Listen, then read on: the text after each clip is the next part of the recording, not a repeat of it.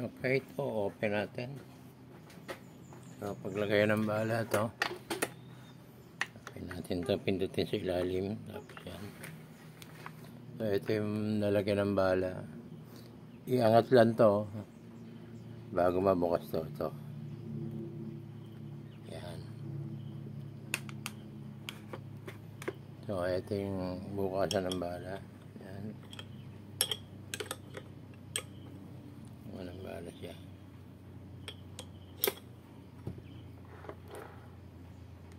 Sarado ulit.